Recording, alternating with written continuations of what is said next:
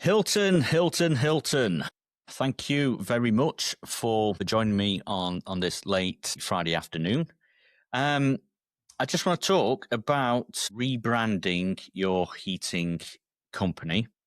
Yes. And all the different stages that we've gone through over the last 4 years. First of all, before I pass over to you to talk about each stage, I just want to say, for anyone watching this video, I announced to our group around about 4 years ago today that I was going to set off and set up a marketing company for plumbing and heating engineers. And Hilton here was the very first one within a day or two said, I want in on that.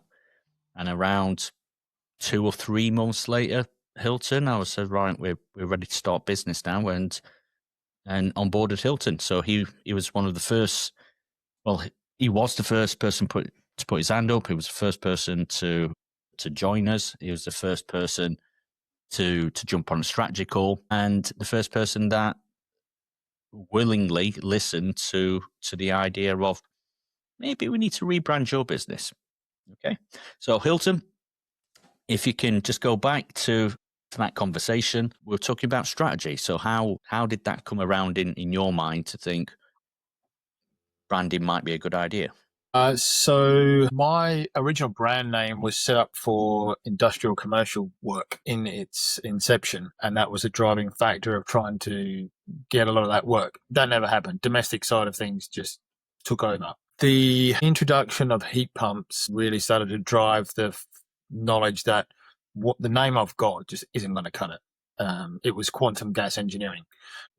Nobody's going to come to quantum gas engineering for heating and cooling systems, particularly a heat pump. It just doesn't say anything about renewables whatsoever. It says we are still doing gas works and we're the dinosaur. So it's just set to be at the bottom of the list for anybody who wants anything other than a gas boiler or, not to be disrespectful, but maybe some Luddites who don't like heat pumps and those sorts of things and claim that they work. I had already thought about that a little bit as soon as heat pumps had been announced with government grants and things like that. Knowing this sort of stuff went back much further to around 2010. I was running another business as well that time, and that had a specific name. But I was conscious of maybe having to rebrand because at that time we had like solar, the big push on solar thermal. So I was thinking, well, how can we move forward if that's all going away? So I had thought about this a very long time, but never applied. And so when heat pumps kicked in, all that sort of stuff, and then when I had already thought about what's going to happen now with the name, and then you came along and prompted me on those things about we should probably rebrand. I was like, well, yeah, absolutely. What are we going to call it though? Which I think you came up with a name. So thank you very much for that. And it was simple. Yeah, it's just simple. It's easy. Everybody knows what we do. So Warm and Cool London. It's straightforward.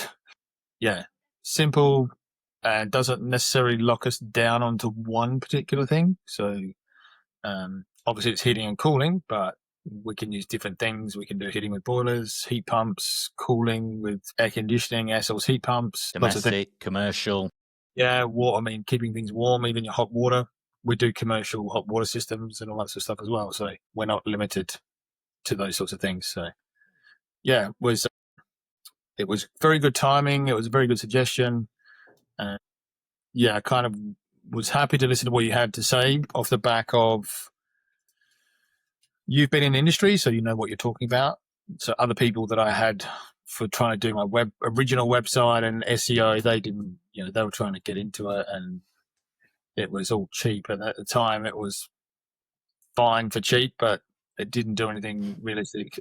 So yeah, also knowing your background with like you were doing the Dominate Google, or was it through Valent and then Worcester? Yeah, Dominate Google was. You knew what you were talking about and getting results, and then seeing other people's results off the back of doing those courses. I was like, okay, this guy's legit. So yeah, and then going through Built to Last and getting to know you and Rob and installs trust and knew you were legit. And so yeah, took on board those things that you said. And it's good to be able to talk to somebody about a website and SEO that knows the industry, not somebody who's just shotgunning clients and, doing whatever they feel like and no accountability. So this was summer 22, July. I know it was start of July I'm trying to 22. remember how long ago this was.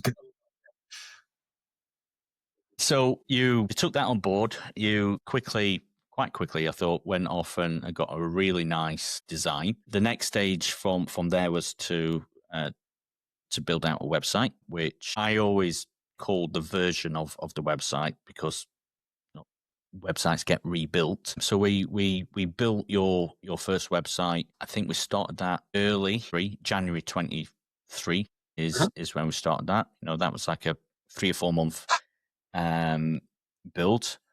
It's funny, like looking back, as we've developed as well as a team. But I can remember when I first saw your website, I was like, that looks mint, because it was dark. It's not a website that is light like every other website. It's like, wow, one with cool London, and it's black and it's sleek.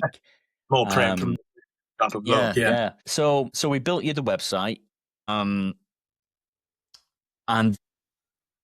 for me, what I've always said to people, we said this on Built to Last, your website is never finished, and I think that's where a lot of people go wrong, because they say to people, put it out on Facebook or whatever. Do you know anybody that does a website, builds websites?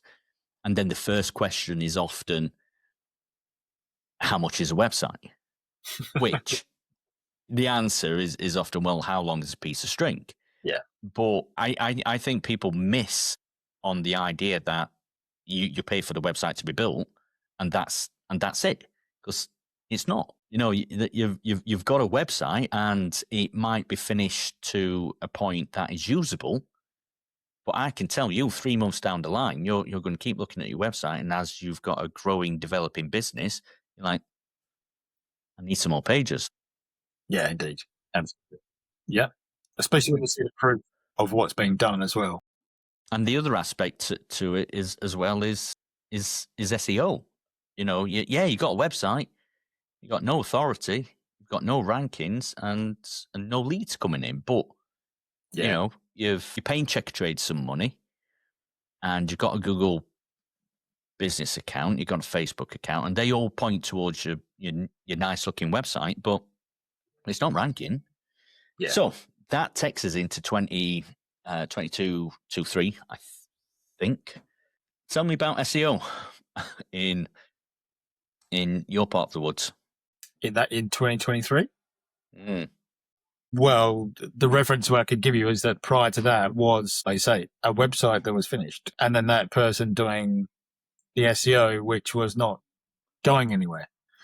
So I was paying them money, but it wasn't generating anything significant in terms of there was no payback in whatsoever. So then to have the website come and be much better, particularly in its structure and presentation, it was good. And then obviously that other person got canned, and then we've started the SEO. And then I know you started to attack the map pack on Google, which was really good because you started doing that, and then you're giving me like quarterly reports, I think it was. Yeah. And so I could see the progress that was doing. And that was really good. It's like, oh, brilliant. And because I got in early, this is the beauty of this whole situation, is just the right time. I did all the right things at all the right time. I'm laughing to myself, mate, because the timing for you was just... It was spot on because of the industry. It was brilliant. I thought about industry change, meeting you, speaking to you, and then changing the name. Then heat pumps started to take off, so to speak, but the SEO wasn't there. And we made the early start, made the adaptation, and here we are. Took over London. Years later, and now you're getting bombarded with calls, which is great, which is the whole point. I think, just coming back to the previous team that you had working, because I think this is it's a common thing that I see of lots of businesses, and I think it's going to start changing. But I don't know, because now, when we first started working together, ChatGPT had kind of just started, and now everybody kind of thinks, well, I could just, write a load of blogs with ChatGPT, and it's like still old school thinking to just write blogs. And I think that's what your old team was doing. And I see other people's accounts that I look at, and you can see accounts where the SEO strategy is write blog articles. And it's just so old school. It really is. It's like, even if it does rank, and I still see some accounts, even if it does rank and you do get a load of traffic to your website, it's from all over the UK. So Yeah. Shotgun approach. You know, you spend all that money or all that time, if you've done it yourself, to get traffic to your website, but it's the wrong traffic. You need local traffic, so you've got to have a local SEO strategy. Okay, so ongoing development. The website is never finished. There's always new products to work on. In your case, heat pumps, still do boilers, aircon, whole raft of commercial type work that you do. Last year, you got yours late, so I think you've only had your AI receptionist 4 or 5 months, I think. Yeah, something along those lines. Yeah. How's that getting on for you? Fantastic. It's brilliant. Most mornings I open up my email and there's a lead, at least one lead typically. So it's capturing those people who would probably just look at your website and then go, yeah, I'll call them someday. When someday, we don't know. But because the AI is prompting them, asking questions, answering questions, and then it's a full-time sales assistant. It's saying, oh, okay, let me take all this detail. And then there it is. And the customer's like, yeah, cool. It's saying, I'll get somebody to call you or get in contact. How do you want to get in contact? WhatsApp or a phone call? All that information is abridged and put in my email, and then hey, there it is. And then I can do something with it. And now that customer's primed for our conversation. So that interested person is now properly entered a funnel or a lead process to be able to do business. I see it as first impressions. Yeah. You know, it's like, yeah, your target audience, your target customers are used to speaking to AI. They probably all use ChatGPT, Gemini, Claude themselves now. Yeah. So when they come to a website and an AI is intelligently speaking to them in the right tone with the technical knowledge that they need, it's like, this is a switched on business. And then maybe they look at another business and it's just like an old school WordPress form. I think that, leave us your name, your telephone number, your email address, and we'll get back to you. Yeah. I think that the technical knowledge is what makes the difference, because you've got the option to be able to let it ask questions and tell, this is what we can do, this is what we can't do, this is what you possibly could do for your home or whatever you wanted to do. I think that's where it makes a big difference. So are we going to be making a big push on your AI receptionist to integrate it more into the business? Also, what's coming out of AI receptionist is just a full-on AI workforce and multiple agents within your business that can do lots of different things. You was talking about this, I think, towards back end of last year, and you came up to the event in Sheffield the other week, didn't you? Yeah. And that's going to get exciting. It is indeed. Yeah, absolutely. It really is. I don't think we can say on this video because they've not been built yet, but the build is on. Definitely. Yeah. The build is on. Okay, I'm just trying to wrap up this call to say, we're just forever building, forever improving on what's been built. My son's here. You want to come and say hello? I'm not here. No. Sorry, my boy just wants to. No, I'm not here. Oh, he's hiding from his friend. That's what it is. Oh, right. Right. Love you. Bye. Bye-bye. This is definitely going to have to be a bit to be clipped out, isn't it? Yeah, indeed.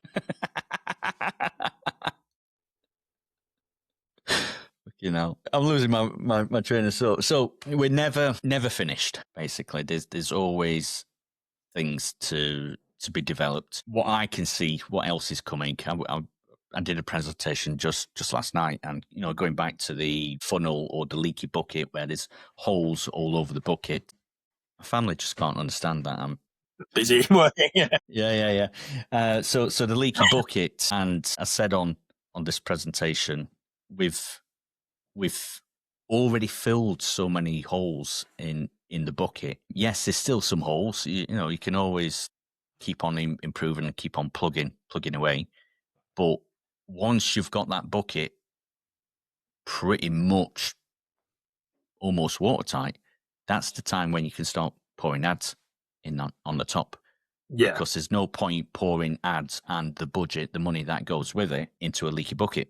So I think that's where we're at now. 4 years of building this. And I didn't, if I'm to be honest, like 4 years ago, I didn't expect that AI was going to come along in like it has. Yeah. It's jumped. Yeah, really. In my mind, it was build the website, get the content in there, get the website ranking, and then put ads over the top. But now we've got the AI to take the ads, take the customers, and start putting it into your your CRM of choice. I think you're a ServiceMate user. Yeah. Okay, so let's wrap it up on that. I'll pass this over to the team and chop out the family interruptions. Hilton from Warmer Cool London, thank you very much for taking the time to chat to me. My pleasure. I look forward to getting you more wins in this year. Bring it on. Let's go.